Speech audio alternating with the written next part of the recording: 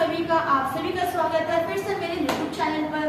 और आज हम करेंगे क्लास 10 का पहला चैप्टर इतिहास का, जिसका नाम है यूरोप में राष्ट्रवाद का उदय। तो चलिए इसको शुरू करते हैं बिना किसी देरी के, एकदम इजी भाषा में सरलता से आज हम इसको करेंगे। तो शुरुआत करते हैं। अब है ना, जब भी अगर आप किसी चैप्टर को पढ़ोगे तो सबसे पहले तो उसके नाम का मतलब जानो कि भाई जो चैप्टर का नाम है ना, ये क्या कहना चाहता है, तभी आप उस चैप्टर को समझ पाओगे। अगर आपने चैप्टर का नाम समझ लिया, मतलब कि आपने उस चैप्टर का 10% जो हिस्सा है वो आपने समझ लिया है। तो देखिए चैप्टर का नाम क्या है, यूरोप में राष्ट्रवाद का उदय। यूरोप क्या है? यूरोप एक महाद्वीप है, महाद्वीप जिसमें बहुत सारे देश होते हैं। राष्ट्रवाद, राष्ट्रवाद ना दो शब्दों से मिलकर बना है, राष्ट्रीय प्लस वाद। देखिए राष्ट्रीय का मतलब होता है हमारा देश, जहाँ पे हम लोग रह रहे हैं, और उस देश के प्रति प्रेम की भावना ही हमारी क्या कहलाती है, राष्ट्रवाद। अब हम इस चैप्टर में क्या पढ़ेंगे कि किस तरीके से जो यूरोप है वहां पे तानाशाही गई। तानाशाही का मतलब या फिर राजतंत्र गया, मतलब कि जहाँ पे राजा का शासन होता है वो हट गया और उसकी जगह रिप्लेस हुआ गणतंत्र, मतलब कि जहाँ पे लोगों का शासन होता है। तो हमें यही पढ़ना है इस पूरे के पूरे चैप्टर में। तो इस चैप्टर को जब आप पढ़ोगे, रीडिंग करोगे, तब आप एक नाम जरूर पढ़ोगे, फ्रेडरिक सॉल्जियो।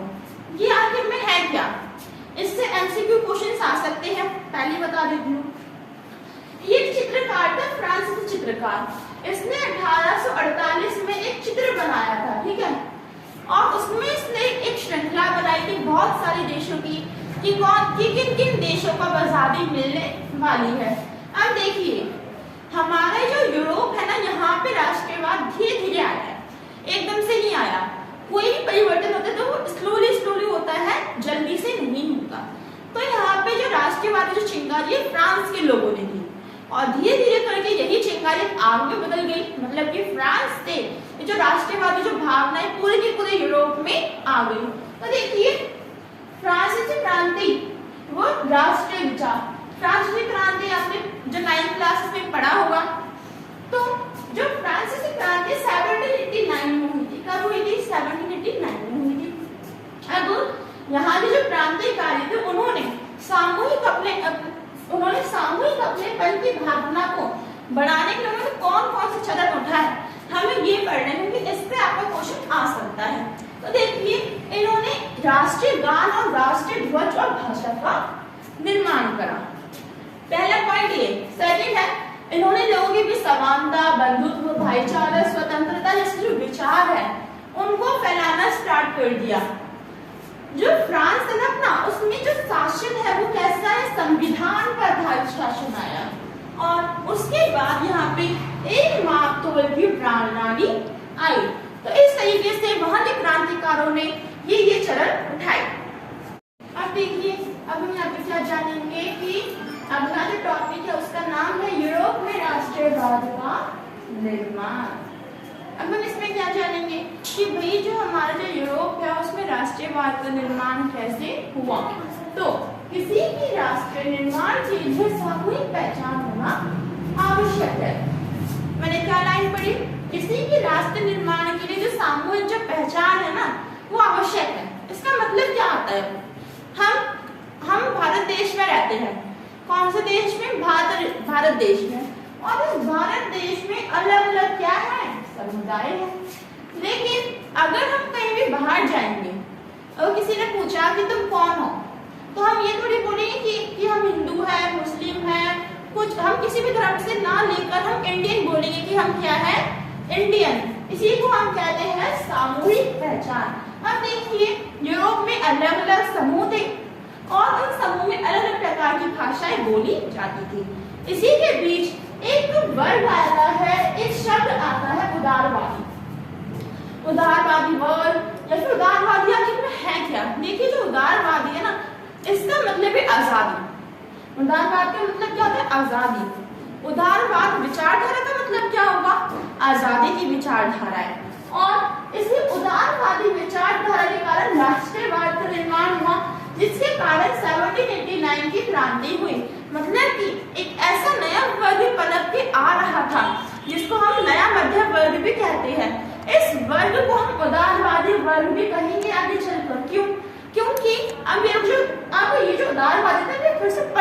हो गए थे। उन्हें पता चल गया था कि हमें गैस अधिकार मिलने चाहिए और इसी के कारण इनके बीच जो आजादी की जो भावना है वो पनपी और इन्होंने ही राष्ट्रवाद की जो भावना है वो भी लाई सबके मन में, जिस कारण भी क्या क्रांति और आज जो फ्रांस है वो गणतंत्र जो राज्य है वो बन पाया। अब देखिए अब हम यहाँ पे क्या पढ़ने वाले हैं कि जो यूरोप है ना, जो हमारा जो यूरोप है इसकी सामाजिक संरचना कैसी है। सामाजिक संरचना का मतलब कि जो यूरोप है उसमें किस किस प्रकार के जो समाज के जो वर्ग है वो रहते थे। आपने 9th क्लास में पढ़ा था कि जो भाई जो फ्रांस था उसमें 3 वर्ग रहते थे, है ना, पादरी, कुलीन और निम्नलिखित वर्ग। अब देखिए जो यूरोप है यहाँ पे आप कुलीन वर्ग, कृषक और मध्य वर्ग, नया मध्य वर्ग के बारे में हम जानकारी प्राप्त करेंगे। जो कुलीन वर्ग है ना ये कम जनसंख्या थी, इनकी क्या थी, इनकी कम जनसंख्या थी, इनको विशेष अधिकार प्राप्त थे और कई जमीन पर इनका अधिकार था। अगर हम बात करें कृषकों की तो इनकी जनसंख्या ज्यादा थी लेकिन ये गरीब थे, इनके पास किसी भी प्रकार का कोई भी जो अधिकार था वो नहीं था। और यहाँ पे अगर हम बात करें किसकी, मध्य वर्ग की, तो देखिए जो मध्य वर्ग है ना इसको नया मध्य वर्ग बोलते हैं क्योंकि धीरे धीरे यहाँ के जो लोग थे उन्होंने धीरे धीरे क्या करी थे, पढ़ाई करना स्टार्ट करी, पढ़े लिखे लोग आ गए नए मध्य वर्ग में। और जैसे कि हमें शिक्षक हो गए, पुलिस हो गए, ठीक है, ऐसे जो कर्मचारी थे उसको बोलेंगे नया मध्य वर्ग। अब जब ये पढ़ने लगे तो इनको पता चला कि भाई समानता क्या होती है, कानून क्या होता है, हम कैसे लोग हैं, तो उन्होंने यहाँ पे समान कानून की मांग करी और यही लोग आगे चल के उदारवादी लोग कहलाए। चलिए अब हम बात करते हैं उदारवाद की मांग की कि जो उदारवादी जो लोग हैं ना उन्होंने क्या क्या मांग रखी। तो देखिए इन्होंने सबसे पहले तो बोला कि हमें संविधान चाहिए, हमें यहाँ पे राजा का शासन नहीं चाहिए। फिर उन्होंने बोला कि यहाँ पे जो विशेष अधिकार है ना वो खत्म होनी चाहिए, समान कानून होना चाहिए, सबके लिए समानता होनी चाहिए, स्वतंत्रता भी होनी चाहिए। तो ये थी उदारवादियों की मांग। अब देखिए अब हम पढ़ेंगे वियना कांग्रेस, इस चैप्टर का मोस्ट इम्पोर्टेंट जो क्वेश्चन है वो यहीं से आता है। तो चलिए देखते, तो देखिए जो वियना जो कांग्रेस है ना, जो वियना जो कांग्रेस है ब्रिटेन, रूस, प्रशा, ऑस्ट्रेलिया, फ्रांस के बीच हुई थी, ठीक है। सबसे पहले ये याद रखिए कि इसे किन किन देशों ने मिलकर किया था। अब यहाँ पे क्या पॉइंट आता है कि जो वियना कांग्रेस है आखिर इसमें हुआ क्या था। तो देखिए जो नेपोलियन जो बोनापार्ट था वो आगे बढ़ता जा रहा था। अब 1815 में नेपोलियन ने युद्ध लड़ा जिसमें उसकी क्या हो गई, हार हो गई और इसी के कारण यहाँ पे कई देश आए जो कि हमने पढ़ लिए थे। तो उन्होंने आकर एक कांग्रेस रखी, एक मीटिंग बुलाई जिसको हम कहते हैं वियना कांग्रेस। और इसका जो आयोजन है कि यहाँ के जो चांसलर है, इस मीटिंग के जो चांसलर है वो कौन है, ड्यूक मेटरनिख, ठीक है। तो ड्यूक मेटरनिख के नियंत्रण में जो वियना कांग्रेस हुई थी। अब हम यहाँ पे क्या पढ़ेंगे कि जब वियना कांग्रेस इसमें क्या क्या फैसले लिए गए। तो देखिए क्या हुआ, वियना संधि में ये जो बाकी के जो देश है ना उन्हें पता था कि जो फ्रांस है ना वो ज्यादा ही आगे निकल रहा है, ठीक है। तो उन्होंने क्या सोचा कि भाई हमें जो फ्रांस है ना उसको हमें थोड़ा सा रोकना पड़ेगा, उस पर नियंत्रण रखना पड़ेगा। तो उन्होंने यहाँ पे बुर्बो राजवंश की स्थापना की। अब देखिए अगर आपको याद हो तो फ्रांसीसी क्रांति में जो फ्रांस था उसमें से लुई 16 को भगाया गया जो बुर्बो राजवंश से था। मतलब कि उन्होंने फ्रांस में फिर से किसकी स्थापना कर दी, बुर्बो राजवंश की। फिर क्या हुआ, इन्होंने फ्रांस के द्वारा, अब जो फ्रांस है उसमें जो नेपोलियन बोनापार्ट है इसने यहाँ पे जितने भी राज्यों पे क्या करा था, कब्जा करा था, तो उन सबको उसके नियंत्रण से हटा दिया गया था। फिर फ्रांस की सीमा पर राज्य तैनात किए गए। फ्रांस की सीमा पर राज्य क्यों तैनात किए होंगे, ताकि अब जब फ्रांस है उसका विकास ना हो पाए, वो रुक जाए, वहीं पे सीमित हो जाए, ठीक है। अब देखिए ये जो जितनी भी जो घटना थी ना ये 1815 में हुई थी, ये आपको याद रखना है। अब हमें यहाँ पे कौन सा टॉपिक पढ़ना है, क्रांतिकारी टॉपिक, ठीक है। आप ही की बुक में एनसीईआरटी में ये जो टॉपिक गिवन है क्रांतिकारी। क्रांतिकारी होता कौन है, जो करता है, क्रांति करता है। हमारे भारत में बहुत सारे क्रांतिकारी आपको मिलेंगे, जैसे कि भगत सिंह हो गए, सुखदेव हो गए, रानी लक्ष्मीबाई हो गई। ये सब क्या है, हमारे महान क्रांतिकारी जिन्होंने हमें क्या दिलवाई, आजादी दिलवाई। इसी तरीके से एक क्रांतिकारी जिसका नाम था जोसेफ मैस्किनी। नाम इम्पोर्टेंट है, व्यक्ति इम्पोर्टेंट है। तो चलिए पढ़ते हैं इसके बारे में थोड़ा सा आपके चैप्टर में आगे चल के। इटली के एकीकरण में इसका महत्वपूर्ण योगदान है। तो इसका जन्म 1807 में जेनवा में हुआ था। ठीक है, अब इसने क्या किया, इसने कई क्रांति करी और इसने कई संगठन भी बनाए, जिस कारण इसको अपने राज्य से क्या कर दिया गया, बेदखल कर दिया गया। अभी आपकी बुक में सर टॉपिक में इतनी ही सी जानकारी है। अब हम क्या पढ़ेंगे, क्रांतियों का युग। इंटरेस्टिंग टॉपिक है। इसमें आप पढ़ोगे फ्रांस और यूनान के बारे में, फ्रांस और यूनान के बारे में। तो देखिए यहाँ पे 1830 जुलाई में फ्रांस द्वारा विद्रोह को निकाल देगा। 1815 में वियना संधि के द्वारा जो बुर्बो राजवंश फ्रांस में आया, अब वही जो राजवंश है वो यहाँ से भाग रहा है। क्यों? क्योंकि फ्रांस के जो लोग हैं ना, उन्होंने 1830 जुलाई में फिर से क्रांति निकाल डाली और इस क्रांति के कारण वहां का जो बुर्बो राजवंश है वो समाप्त हो गया। और यहाँ पे बुर्बो राजवंश को उठा के जो नया जो राजतंत्र है ना वो आया। ठीक है, नया राजतंत्र आया और इस राजतंत्र के दौरान यहाँ पे जो फिलिप है वो अगला राजा बना। अब हम जान कर लीजिए किसके बारे में, यूनान के बारे में, कि हमारा जो यूनान है ना, इसमें किस प्रकार से स्वतंत्रता आई, संग्राम आया। ठीक है, तो देखिए जो हमारा यूनान था ये ओटोमन राज्य का क्या था, एक हिस्सा। अब जब यूनान ने देखा, क्योंकि ओटोमन राज्य में यूनान के ऊपर अत्याचार होता था, वहां की जो संस्कृति थी उसे दबाया जा रहा था, तो जब यूनान ने देखा कि उसके आसपास जो फ्रांस है वो आजाद हो रहा है, तो ये क्यों नहीं हो सकता, तो उसने इसी की होड़ में इसने क्या करा, 1821 में विद्रोह करा। 1821 में यूनान के द्वारा किया गया विद्रोह और इसका साथ बहुत सारे कवियों ने दिया था, कलाकारों ने भी दिया था। और इसके चलते ही कुछ सालों के इस प्रकार की स्वतंत्रता संग्राम के बाद 1832 में जो यूनान है वो आजाद हो गया, क्योंकि 1832 में कुस्तुनतुनिया संधि के दौरान वो आजाद हुआ। टॉपिक इंपॉर्टेंट है, इसको अच्छे से याद कर लीजिए। तो चलिए दोस्तों हम आगे बढ़ते हैं और आपकी पाठ्य पुस्तक का जो नया टॉपिक है उसका नाम है भूख कठिनाई वो जन विद्रोह।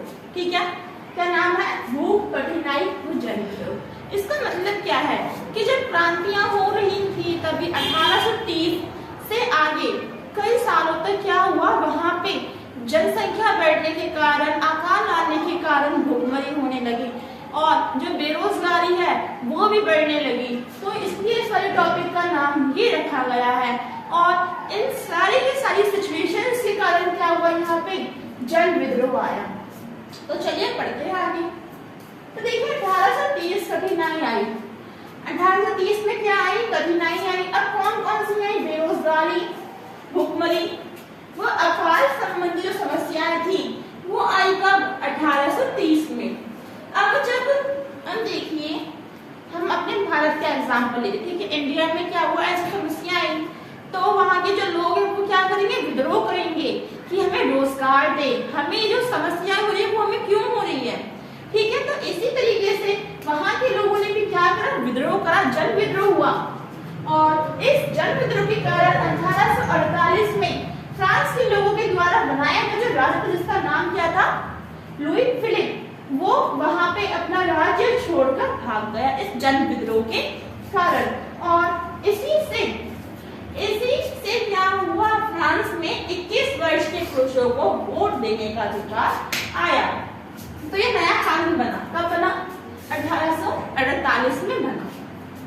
अब क्या हुआ, ये वाला किस्सा इंटरेस्टिंग लगेगा आपको कि सिलेशिया में बुनकरों द्वारा विद्रोह किया गया। अब क्या हुआ, यहाँ पे जो सिलेशिया है वहां पे बुनकर जो थे उनके द्वारा किया गया विद्रोह। और साथ वहाँ पे कई मजदूर थे, उनके द्वारा भी विद्रोह किया गया, क्योंकि मजदूरी कम मिल रही थी, पैसे कम मिल रहे थे। पैसे कम मिलने के कारण क्या होगा, वो बेचारे अपना पेट नहीं भर पाएंगे। इसी कारण 4 जून को दोपहर 2 बजे जो मजदूर थे वो कहाँ पे गए, वो गए ठेकेदार की कोठी में, ताकि उनकी जो मजदूरी वो बढ़ाई जा सके। तो वो गए, तो वहाँ पे जो ठेकेदार है उसने बुलाई क्या, एक सेना बुलाई उसने, और उसने वहाँ के लोगों को भगाया, और उस सेना के द्वारा उस जल विद्रोह के 11 लोगों को गोली मार दी गई, जिस कारण वहाँ के लोगों की जान भी चली गई। अब हम यहाँ पे क्या पढ़ेंगे कि देखिए, अभी हमने ये वाला किस्सा पढ़ा था, अभी जो मैंने आपको कहानी सुनाई थी ना, वो यही कहानी थी। अब हम क्या पढ़ेंगे कि 1848 में उदारवादियों की क्रांति। अभी जो उदारवादी अभी ने चांदी बढ़ रहा, इन्हें क्रांति सूझी हुई है। तो यहीं पे इन्होंने संविधान और संसद की मांगी थी अलग अलग देशों में। ये नहीं था कि अब जो उदारवादी वो बस फ्रांस में रहे, नहीं, अब वो जर्मनी में आ गए, इटली में आ गए, ऐसी जगहों पर आ गए। तो यही क्या हुआ, इन्हीं उदारवादियों के द्वारा जर्मनी में फ्रैंकफर्ट नामक जो संसद है उसका निर्माण किया गया। अब हम आगे पढ़ेंगे कि फ्रैंकफर्ट संसद आखिर में है। अब देखिए, अब हमने इससे पहले किस चीज की बात की थी, फ्रैंकफर्ट संसद। मैंने बस आपको बताया था कि जो फ्रैंकफर्ट संसद है जर्मनी में है, लेकिन मैंने आपको ये नहीं बताया कि आखिर में इसमें हुआ क्या, ये है क्या। तो चलिए इस पे डिस्कस करते हैं, क्योंकि यहाँ से भी आपका क्वेश्चन बनता है। तो देखिए, जो फ्रैंकफर्ट संसद है, ये एक क्या है, सबसे पहले तो बात एक संसद है, ठीक है। ये जर्मनी के फ्रैंकफर्ट नामक शहर में एक असेंबली का निर्माण हुआ। किसका निर्माण हुआ, एक असेंबली का निर्माण हुआ। तो क्या हुआ, अब इस असेंबली में 831 जो सदस्य है, 831 सदस्यों को चुना गया। क्यों चुना गया, ताकि वो संविधान का प्रारूप तैयार कर सके, वो देख सके कि भाई अब ये जो जर्मनी है वो कैसे चलेगी। तो इन्हीं सबके चलते हुए 1831 में फ्रैंकफर्ट के ही एक जगह थी सेंट पोल नामक स्थान पे क्या हुआ, फ्रैंकफर्ट जो संसद है वो रखी गई। अब आज के संसद में 2 काम होने वाले थे, संविधान का प्रारूप तैयार होने वाला था, दूसरा जर्मनी के अगले राजा की ताजपोशी होने वाली थी। तो पहला काम तो हो गया, संविधान का प्रारूप तैयार हो गया, लेकिन राजा जिसका नाम क्या था, फ्रेडरिक विल्हेम चतुर्थ ने इसको अस्वीकार कर दिया, मतलब कि उसने इस ताजपोशी को अस्वीकार कर दिया। इसे देखकर वहां की जनता भड़क गई, और ये जो फ्रैंकफर्ट की संसद है ना, अभी खंडित हो गई, मतलब कि अभी क्या पड़ गई, कमजोर हो गई। तो आज की वीडियो में बस इतना ही। मुझे आशा है कि आपको चैप्टर समझ में आ गया होगा। नई क्लास से इतना जल्दी समझ में नहीं आएगा, ना समझ में आए तो वह फिर से देखिए, और मिलते हैं अगले पार्ट में, पार्ट 2 में, जिसमें हम पढ़ेंगे जर्मनी, इटली और जो ब्रिटेन है वो कैसे बना। Bye bye.